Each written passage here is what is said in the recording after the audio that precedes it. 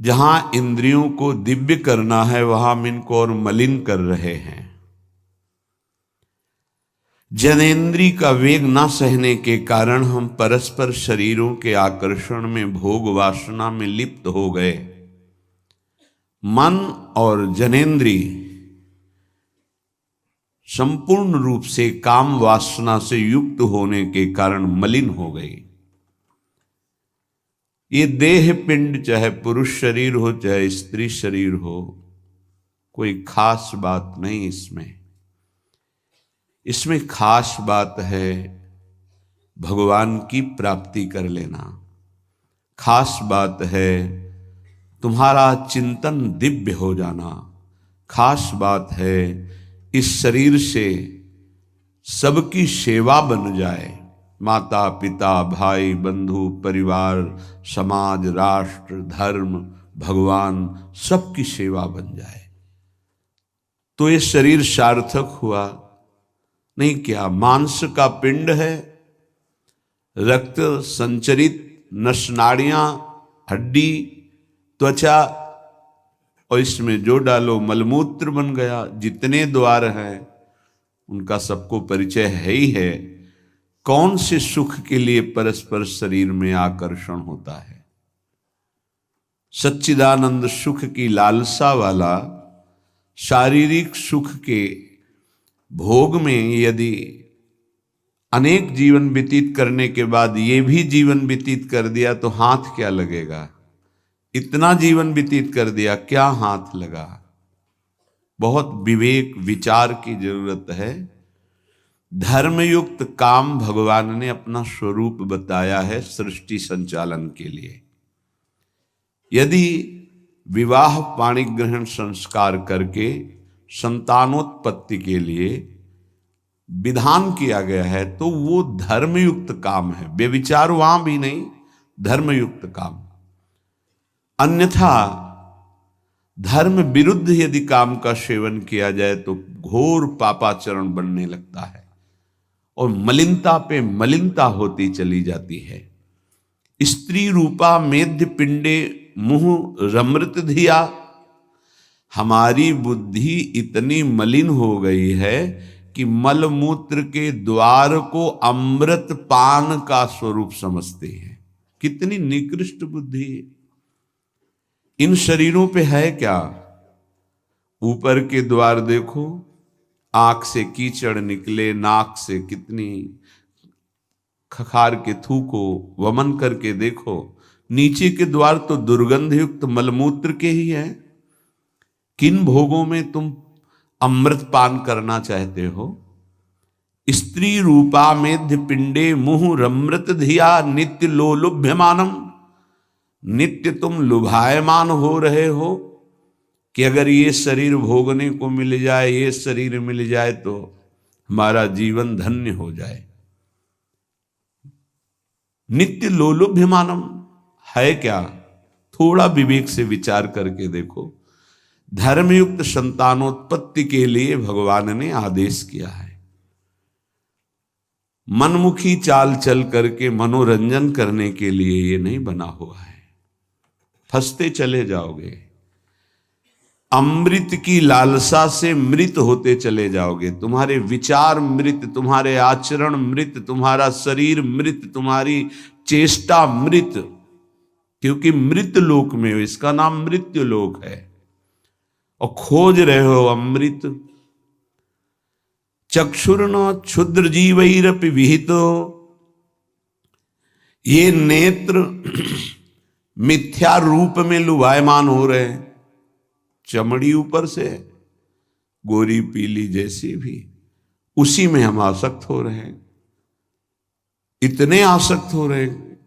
परसों एक नवयुवक भाई प्रश्न एकांतिक में कह रहे, जिया नहीं जा रहा, हमको हमारी मित्र ने धोखा दे दिया और हालत भी ऐसी थी कि करुणा लग रही थी कि कृपा करें प्रभु और इनकी बुद्धि को इस दलदल से निकालें।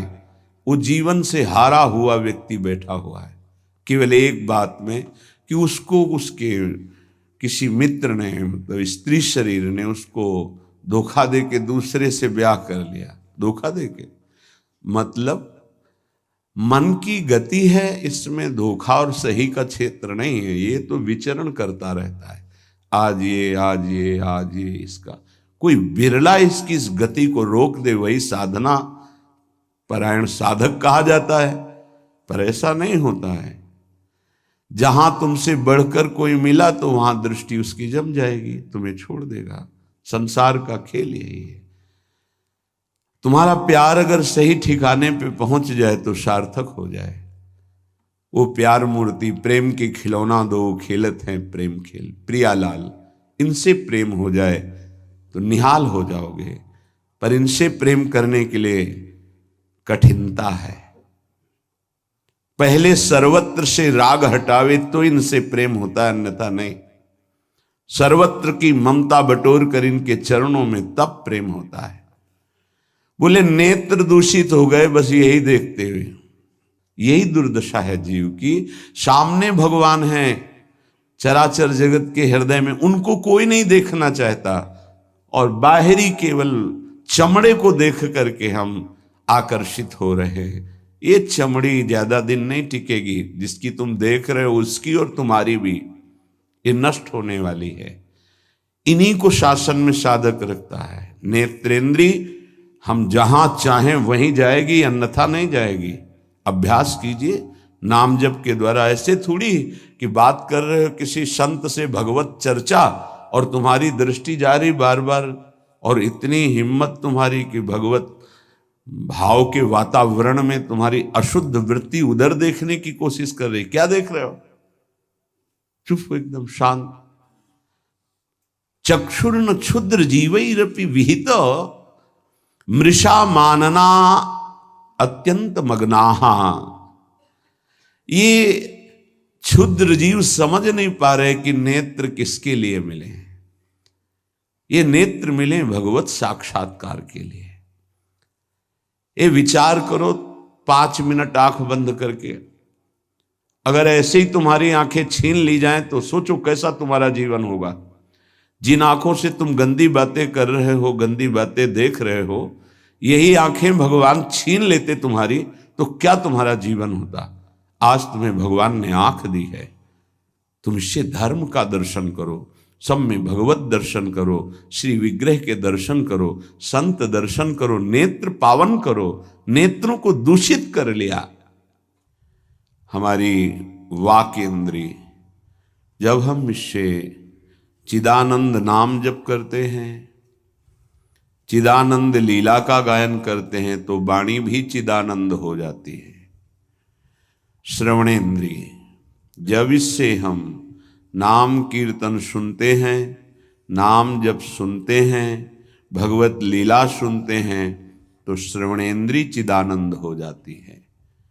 ऐसे समस्त इंद्रियां जब केवल आराध्य देव के प्रति समर्पित होकर क्रियान्वित होती हैं, तो उनमें ये सामर्थ्य आ जाती है कि उपासक की श्रवणेन्द्रिय निकुंज में प्रिया प्रीतम क्या बात कर रहे हैं ये सुनाई देने लगता है। निकुंज में प्रिया प्रीतम कैसी शोभा से विराजमान है ये दिखाई देने लगता है। आज कौन से सौरभ का लेप किया गया ये घ्राणेन्द्रिय से पता चलने लगता है। प्रिया प्रीतम की दिव्य लीला का इंद्रियां अनुभव करने लगती हैं, जो कि इंद्रिय मन से बिल्कुल अगोचर है। अगर उपासक इन इंद्रियों को थोड़ी भी स्वतंत्रता दे देगा तो इनका स्वभाव है प्रकृति स्थान कर्षति। ये प्रकृति के वस्तु व्यक्ति स्थान के आकर्षण में फंस जाएंगी। फिर ये महासुख जिसकी हमारे हृदय में लालसा है, वो प्रकृति से पूर्ण होने वाली नहीं, वो परमात्मा से होने वाली है। जब हमारी इंद्रियां प्रकृति की तरफ जाती है तो मलिन हो जाती है, और मिथ्या देह सम्मान को तुमने सुख मान लिया। 4 लोग नमस्कार किए तो तुम अपने को श्रेष्ठ समझ लिए। किंचन मात्र भी कोई श्रेष्ठ नहीं है। ये पंचभूत शरीर सबके उसी सामग्री से बने हुए हैं। अंदर जो जीव अंश है भगवान का बिल्कुल बराबर है। अब जो सम्मान और अपमान होता है गुण और अवगुण का होता है, और गुण और अवगुण दोनों मायाकृत है। सुनो तात मायाकृत गुण और दोष अनेक, ये दोनों मायाकृत है। तो तुम किसका सम्मान? माया का। किसका अपमान? माया का। तुम तो मान और अपमान दोनों से परे हो। अगर कोई तुम्हें प्रणाम कर रहा है तो तुमको उसकी श्रद्धा को प्रणाम करना है। तुम खास थोड़ी हो गए कि वो तुम्हें साष्टांग प्रणाम कर रहा है तो तुम महान हो गए। महान वो है जो साष्टांग प्रणाम कर रहा है, उसकी श्रद्धा प्रबल है। नहीं, क्यों? कोई अंतर नहीं। जो इस देह में पंचभूत वही उस देह में पंचभूत, जो इसमें परमात्मा का अंश वो उसमें परमात्मा का अंश, उसकी श्रद्धा बड़ी है इसलिए वो आपकी तरफ प्रणाम कर रहा है। बोले बहुत बुरा हो गया। मिथ्या मृषा मानना अत्यंत मगनाह, मैं झूठ मूठ अपने को बड़ा मानकर सम्मान प्राप्त करने की लालसा, सम्मान स्वीकार कर लिया तो हृदय अपवित्र हो गया। बड़ा मन है, फंसाता रहता है, वो मकड़ी की जाल की तरह, फंसने वाला नहीं जानता है। संत सदगुरुदेव शास्त्र इनकी सूत्रों को जब स्वीकार करे तो पता चलता है मैं फंस रहा हूं या मुक्त हो रहा हूं। श्रीपाद कह रहे हैं कि देखो, जनेन्द्री ने फंसा दिया काम भोग में, नेत्रेंद्री ने फंसा दिया रूप में। सच्ची अगर सावधान न रहे तो ऐसे ऐसे फंसाव हैं कि जीवन ही नष्ट हो जाता है, पूरा जीवन। अब उसको लाख समझा रहे थे, कुछ समझ में नहीं आ रहा था। बस वो ये समझ रहा था कोई आशीर्वाद मिल जाए, जादू टोना मिल जाए कि वो जो हमारी मित्र है वो वापस हमको मिल जाए वापस। बस उसको इतना ही लक्ष्य था। और हम ज्ञान विज्ञान वर्णन कर रहे तो सुन बैठा था केवल, क्योंकि समझ में आता है ना आप हमारी बात पकड़ रहे हो कि नहीं पकड़ रहे। नेत्रेंद्री ने रूपों में फंसा दिया, हृदय मलिन हो गया सम्मान प्राप्त करने की लालसा से। और कह रहे जिभ्या मिष्टान्न निष्ठा विरमति न मनाग वित्त सग्रंथ अनुचितम। जबान आ गई भोजन के स्वाद में, ये मिष्ठान्न है, ये चटपटा है, ये बड़ा स्वादिष्ट है। जिभ्या रसेंद्री यदि भोजन के स्वाद में मगन है तो राधा नाम सुधा रसम का स्वाद नहीं ले पाएगी। उचित आहार जो भगवत प्रसाद रूप है उसको डाल लेते हैं, उसके प्रति हम आसक्त नहीं होते, स्वाद दृष्टि नहीं रखते। पूर्व के संत भगवान के दर्शन होते थे, खप्पर रखते थे नारियल का, नारायण नारायण, दाल खीर रोटी जो भी मिला खप्पर में डाला मिलाया। स्वाद से मतलब नहीं, प्राण पोषण से मतलब है। और यहाँ धनिया की चटनी अलग, टमाटर की चटनी अलग, भरा हुआ मिर्च अलग, ये अलग ये अलग, तो फिर राधा नाम सुधा रसम भूल जाओ। ये 2 अंगुल की जबान है, बस इतने में सारा खेल है। यहाँ से नीचे उतरने पर कोई स्वाद नहीं है, भाई इतने में घुमाने का स्वाद है। और अच्छे अच्छे इसी में फंस जाते हैं। जिसकी रसेंद्री विजयी नहीं हुआ रसेंद्री से, वो हर इंद्री का विजयी होने पर भी विजयी नहीं माना जाता। रसेंद्री विजयी जनेन्द्री विजयी जरूर होगा, और रसेंद्री जनेन्द्री विजयी संपूर्ण इंद्रियों का विजेता माना जाता है। धैर्यवान उसे ही कहते हैं जो 2 इंद्रियों को काबू में कर ले, रसेंद्री और जनेन्द्री। रसेंद्री मिष्टान्न आदि भोग पकवान पाने के लिए लोलुप जीवन हो गया, पेट बढ़ करके छाती से एक बीता ऊंचा हो गया है। उठने बैठने में दिक्कत होती है, पर पाने के समय और कितना अधिक पाया जा सके, ये स्वाद वो स्वाद वो स्वाद कितना पाओगे, मर जाओगे पाते पाते, फिर भी तृप्ति नहीं होगी। बहुत विचित्र वासना है, बहुत विचित्र वासना है। चित्त वित्त सग्रंथ अनुचितम। सच्ची बात, आज चरित्र भगवत धर्म मर्यादा इसका महत्व धीरे धीरे समाज से हटता जा रहा है, धन का महत्व होता जा रहा है। क्या दुर्दशा है। बोले मनाग वित्त सग्र धनुचितम, अनुचित रूप से धन कभी सुखी नहीं हो सकता जो अनुचित रूप से धन प्राप्त करता है। हा वृंदारण्य कान्या भवति मम गतिश्चेदहम त्वत्स्थितोपि, मेरी क्या गति होगी जब मेरी इंद्रियां और मेरा मन ऐसा है। मैं आपका आश्रय लेता हूं, आपका वास स्वीकार करता हूं, मैं समझ गया कि मेरे से अब कुछ नहीं होने वाला, मेरी अनन्य गति आप हो। हे वृंदावन, आप मेरा सुधार कर दो। अब मैं कहीं किसी की ओर नहीं देख सकता, सिर्फ आपका आश्रय लिए हूं। भाव ये है कि हम सब तरह से हीन हैं, हर इंद्रियां हम पर विजय प्राप्त किए हुए है। उल्टा इंद्रियों पर हमें विजय प्राप्त करना चाहिए, इंद्रियां हम पर विजयी हो गई हैं, अब हम कैसे मुक्त हो। तो बोले धाम का आश्रय ले लो, बड़ा महत्व है। धाम कृपा करके आपको सत्संग प्रदान करेगा। यदि आप सत्संग के अनुसार सुलझ के चल पावे तो क्या होता है, जन्म जन्मांतर से मलिन बुद्धि होती है और बहुत भागती है बुद्धि। जैसे जंगली नील गाय देखा हो, गर्दन उठाई भागती चली जा रही, ऐसे ये भागती बुद्धि। अगर इसको कोई रोक सकता है तो गांव में एक लंगड़ बांधा जाता था। लंगड़ समझते हैं, दो टांगों के बीच में एक मोटा सा लकड़ी का। अब वो भाग नहीं पाएगी ऐसे। गुरु कृपा, गुरु आदेश, गुरु शासन, ये बुद्धि के ऊपर लंगड़ का काम करता है। तुम्हें पता ही नहीं गुरु के हृदय में अनंत माताओं जैसा प्यार होता है। जैसे भगवान गाली देने वाले को भी परम पद देते हैं, उन्हीं के दास हैं वो। किसी का अमंगल संत के द्वारा, गुरुदेव के द्वारा नहीं।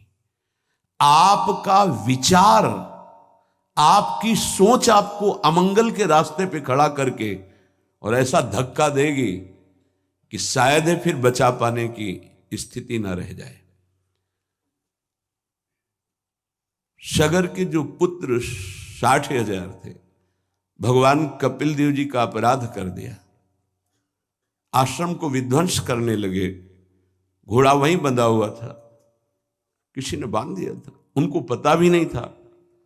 उनको लगा कि इन्होंने ही ऐसा किया होगा, हमारा विश्व विजेता घोड़ा इन्होंने पकड़ लिया। बड़ा उपद्रव किया। कपिल भगवान ने कोई शाप नहीं दिया, उनकी तपोशक्ति ने उनको नष्ट कर दिया, भस्म कर दिया। जिनके उद्धार के लिए उन्हीं के वंशजों में क्रमशः आराधनाएं हुई, फिर पर सिद्ध कर पाए भगीरथ जी और भगवती गंगा को लाए और अपने पुरखों का उद्धार किया। जो थोड़ा भी अपनी बुद्धि को तुम भगवत मार्ग से विमुख करोगे, वो आपको फंसाने के सिवा और कोई मार्ग नहीं बता सकती। यहां समिटना है, अपने अस्तित्व को मिटा देना है, प्रभु के चरणों में पूर्ण आश्रित हो जाना है और जीवन मुक्त हो जाना है। ये रास्ता है। यदि हम भगवत मार्ग के पथिक हो करके थोड़ा भी अपने मन के अनुसार चलेंगे तो मार्ग बदल जाएगा। गुरु आज्ञा तज करें जे बान, यह अधर्म यह सब हानि, कान न रसिकन में रहे। पर जैसे जंगली नील गाय होती है ना, उसको ऊपर कोई शासन बर्दाश्त नहीं। वो जब दलदल में फंसती है तब उसकी चाल रुकती है, अन्यथा नहीं। तो माया प्रपंच का दलदल जब ऐसी बुद्धि वालों को रोकता है, तब उनको याद आता है कि क्या मैं कहीं गलत मार्ग पर चल पड़ा क्या। पर जब तक फंसता नहीं तब तक उसे पता ले चल। माया ऐसी बचाव पक्ष से उसको ले जाती कि इतनी दूर पहले ले जाऊं कि ये लौट ही न सके, तब बात बनेगी। श्रीपाद कह रहे हैं कि सब इंद्रियों ने, मन ने हमको अपने अधीन कर लिया। अब तो हे वृंदावन आपका सहारा है। बनाया हुआ सिद्धांत है। रही मन देखी बड़न को, लघु न दीजिए डारी, जहां काम आवे सुई, कहा करे तरवारी। और सिद्धांत उन्हीं का बनाया हुआ है। अगर गुरु चरणों में लघुता आ गई तो विश्व ब्रह्मांड में महत्ता स्पर्श ही नहीं कर सकती तुम्हारा। ये हमारी बुद्धि, ये हमारा मन ऐसा सोचता है कि शॉर्टकट से चले धनी बन जाए, शॉर्टकट से चले परम पद मिल जाए, शॉर्टकट से चले बहुत उत्तम सम्माननीय बन जाए। है बहुत शॉर्टकट है। सर्वस्व त्याग और एकमात्र प्रभु का आश्रय। अभी जो चाहो बन जाओगे, पर सर्वस्व त्याग। आज तक जितने भी महापुरुष हुए हैं सर्वस्व त्याग से। सर्वस्व त्याग का स्वरूप किसी के नामे कर देना सब प्रॉपर्टी नहीं, अपना अस्तित्व मिटा देना। अम्बरीश जी चक्रवर्ती सम्राट हैं पर अपना अस्तित्व नहीं है, तो क्या हुआ? सुदर्शन चक्र उनकी रक्षा में है और भगवान दुर्वासा जी को द्विज कहते हैं और अम्बरीश जी को भक्त कहते हैं। अहम भक्त पराधीनो अस्वतंत्र इव द्विज। तो मैंने वृंदावन का आश्रय लिया, अब वृंदावन संभालेगा। तो वृंदावन किस रूप में संभालता है? संत रसिक सदगुरुदेव के रूप में संभालता है। यदि हम ना उनकी आज्ञा का पालन करें, अवहेलना करें, तो बड़े कृपालु हृदय के होते हैं जो संत हैं। संत सरल चित जगत हित, जानि स्वभाव स्नेह। तुम क्या जान पाओगे कि हृदय में तुम्हारे ही प्रति कितना दुलार है। सांप को चाहे जितनी प्रार्थना करो, आरती उतारो, दंडवत प्रणाम कर लो, कह दो सीधे चलो, तो कभी नहीं चलेगा वो। उसकी चाल ही टेढ़ी होती सांप की तरह। ऐसे जो कुटिल बुद्धि के होते हैं, हाथ जोड़ो, पैर छुओ, दुलार करो, गले लगाओ, जीवन दे दो, लेकिन वो सांप की तरह ही कुटिल बुद्धि से चलेंगे। उनका जो विषैला स्वभाव है वो उनकी आध्यात्मिक शक्ति का नाश करता है। उनको लगता है मैं बहुत बड़ा अध्यात्म कर रहा हूं। अध्यात्म कहां से होता है? गुरु आज्ञा से होता है। अध्यात्म कहां से होता है? गुरु मंत्र के निरंतर सुमिरन से होता है। अध्यात्म जिसके अंदर है तो त्रिभुवन का संपूर्ण वैभव उसको मृत तुल्य लगता है। मृत तुल्य, न पारमेष्ठ्यम न महेंद्र दिष्ण्यम। आपको लगेगा भरण पोषण कैसे होगा? तो भगवान, उनके वचन यही भक्त का आश्रय होते हैं। भगवान ने कहा अनन्यश्चिंत्यन्तो माम, तुम्हारी एक ही जिम्मेवारी है, तुम केवल मेरा अनन्य चिंतन करो। और जो अनन्य चिंतन करता है, ये जनाः परिपासते, जो ऐसी उपासना करता है अनन्य चिंतन से, तो योगक्षेमम वहाम्यहम, मैं उसके योगक्षेम का वहन करता हूं। अप्राप्ति की प्राप्ति और प्राप्ति की रक्षा ये मैं करता हूं। शुद्ध परमार्थ को जान लो, जीवन मुक्त हो जाओ, फंसने में देर नहीं लगती। ये मन कभी भी कहीं भी कैसे भी आचरणों में फंसा सकता है। अजामिल जी अपनी इंद्रियों की चंचलता को शासन में लेकर के अपने पिता की सेवा में गुरु भाव से लगे थे। बड़े धर्मात्मा पिता थे। एक दिन वो समिधा लेने के लिए गए तो जंगल में देखा एक शराब पिए हुए व्यक्ति किसी वैश्या से सहवास कर रहा है। अचानक दृष्टि पड़ी। शास्त्र आज्ञा करता है ऐसे दृश्य को एक बार अचानक दृष्टि पड़ने पर दोबारा ना देखा जाए और नमस्कार वृत्ति कि भगवान की माया है, आगे बढ़ जाए। पर वो तो सेवा को छोड़ करके उसी को केवल देखने लगे। देखते ही चिंतन बढ़ा। चिंतन बढ़ता ही संगस्तेषुपजायते, संग की इच्छा आसक्ति प्रकट हुई। जब वो पुरुष चला गया तो उस वैश्या से मिले और कहा मैं आप पर आसक्त हो चुका हूं, तो उसने कहा मेरे जीवन का उद्देश्य ही है आसक्त पुरुषों से धन लेना, उनको सुख पहुंचाना।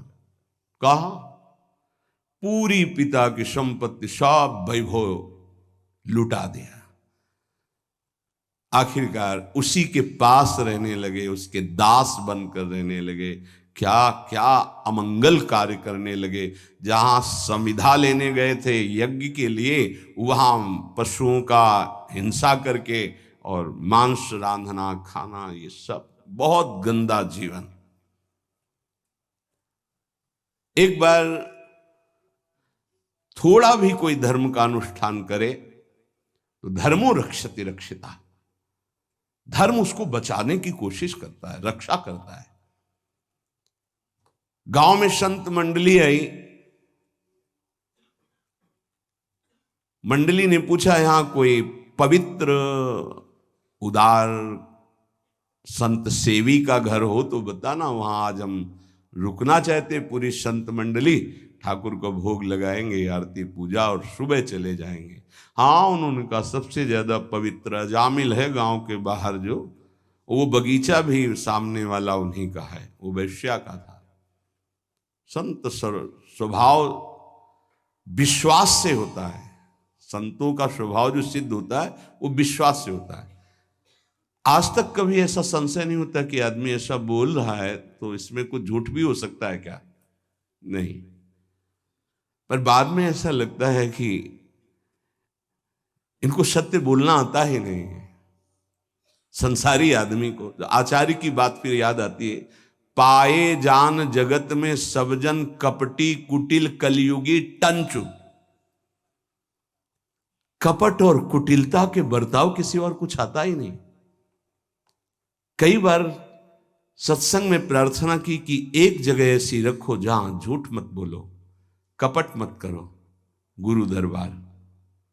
दंड दो या पुरस्कार दो, आपके हैं, गलत हैं या सही हैं आपके सामने है। एक जगह तो, पर और जगह सब फिट हो सकता है, एक जगह जरूर छल कपट करेगा, क्योंकि पतन वहीं से होता है, जीव का पतन वहीं से होता है। जहां गुरुजनों से कपट और छल किया गया, माया जो कपट का जाल और छल का बिछाती, उसे कोई नहीं काट सकता। माया के जाल को कोई नहीं काट सकता। काटने के लिए गुरु प्रसन्न साहब अनुकूला। जैसे हमसे बोला जाता है, संतों से बोला जाता है, अक्षरशः लगता है सत्य बोल रहा है, संशय ही नहीं, क्योंकि विश्वास की धरा से ही चला जाता है, विश्वास ही होता है। तो संत जनों ने जाके वहां डेरा लगा दिया। ठाकुर जी विराजमान के, आरती पूजा शुरू, इतने में देखा एक मलिन वस्त्र पहने और एक हिरन कांधे पे टांगे और अस्त्र लिए हुई वहां। अजामिल ने जीव ही संतों को देखा तो संत दृश्य जी में पातक टरे, हृदय एकदम आर्त भाव से रो पड़ा और याद आई वो बात कि जब मैं जवान था तो कैसे धर्म का अनुष्ठान करता था, कैसे मैं पिता की आज्ञा से भगवत आराधना में, हाय मेरा जीवन किस तरह नष्ट हो गया। नजदीक गया, साष्टांग दंडवत। देखते ही संतों ने समझ लिया। उन्होंने कहा भाई ये बगीचा आपका है? बोल भी नहीं पा रहे थे, बस इशारा किया। हाँ बोले, बताया गया था कि गांव के बाहर एक ब्राह्मण हैं, बड़े पवित्र हैं, तो आपका ही नाम अजामिल है। बोले प्रभु ये तो आपके साथ उपहास किया गया है, मैं पवित्र नहीं, बहुत नीच पापी हूं। ऐसा धर्म का त्याग करके पापाचरण में वैश्या के मल जैसे अन्न से उदर पोषण करता हूं, ये देख रहे हो आप हिंसा, मेरे जैसा पातकी भ्रष्ट कोई नहीं होगा, ये तो आपके साथ उपहास किया गया। उनका भाई अब रात्रि में तो ठाकुर जी नहीं हटाएंगे, यहीं विराजमान करेंगे, पर आपका कुछ पाएंगे भी नहीं। तो चरणों में लौट गया, महाराज क्या अब भी मेरा उद्धार हो सकता है? कहा हाँ, आखिरी श्वास तक जीव को भगवत प्राप्ति का अवसर दिया जाता है। एक उपाय है, मैं देख रहा हूं तुम्हारे द्वारा वैश्या से कभी पुत्र होगा, तुम उसका नाम नारायण रख देना, बस। अब आप यहां से जाएं, हमारी ठाकुर सेवा है, हम सब संत अपने एक नाम कीर्तन पाठ और ध्यान आदि, आप जाएं, आपका मंगल होगा। समय आने पर बालक हुआ, वो उससे अत्यंत आसक्ति हो गई। जरा सी इंद्रियों की छूट दी तो एक संयमी ब्रह्मचारी नियमनिष्ठ ऐसे भ्रष्ट आचरणों में फंस गया। पिता ने फिर ब्याह भी करवाया था, पर दृष्टि जहां फंस गई। कुसंग हुआ तो जीवन बर्बाद हो गया, और सत्संग हुआ तो देखो कैसे परम पद मिलता है। अब तो उसी छोटे पुत्र को गोद में लेके घूमना, उसी से प्यार, उसी से दुलार। उसको क्या पता कि एक भयावह समय होता है जिसका नाम मृत्यु है, वो कभी भी किसी पर आक्रमण कर सकती है। और जब यहां से जाओगे ना, तो कुछ भी तुम्हारे साथ नहीं, तुम्हारा किया हुआ धर्म और अधर्म, ये दोनों तुम्हारे साथ जाएंगे, जिसे शुभ और अशुभ कर्म कहते हैं। अचानक उसको दिखाई दिया दो भयंकर यमदूत, कांपने लगा। यमदूतों की दृष्टि मात्र से उसके मलमूत्र छूट गए, इतने भयानक। और उसकी आसक्ति अपने पुत्र पे थी, तो ऐसा लगा कि मैं आखिरी में एक बार अपने पुत्र को बुला के देख लूं। बुलाया, नारायण, बस मंगल हो गया। देखो, संत संग अपवर्ग कर, कामी भव कर पंथ। संत का संग सीधे मोक्ष प्रदान करने वाला होता है। नारायण, एक बार जी ही पुकारा, नारायण, ऋणा पे जबान पहुंची कि दो दिव्य पार्षद भगवान के चतुर्भुज नारायण स्वरूप श्यामल कांति है, यमराज के दूतों को डांटा और फांसी काट दी। अब तुम इस जीव को स्पर्श भी करने का अधिकार खो चुके हो।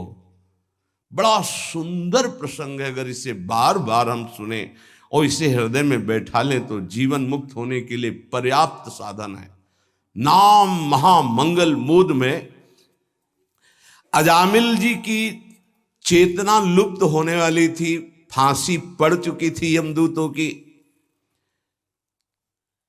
यद्यपि उसने भगवान को नहीं पुकारा, अपने बालक के स्नेह वशात उसको पुकारा नारायण, पर संतों ने नाम रखवाया था। 88 वर्ष की आयु तक पाप ही पाप होते रहे उसके। यमदूतों को डांट कर भगवान के पार्षदों ने कहा, अब तुम स्पर्श भी नहीं कर सकते इसको। उनका आप बड़े तेजस्वी देव स्वरूप दिखाई देते हैं, पर आपको पता है ये महानीच पापी हर क्षण पाप करता रहा है। ये मूर्ख अपने पुत्र के बहाने नारायण बुलाया है, ये महापापी है। भगवान के पार्षदों ने कहा, हम देखते हैं कि तुमको कोई ज्ञान नहीं है। जिस समय ये पुत्र के बहाने नारायण बुलाया, उसी समय निष्पाप हो गया।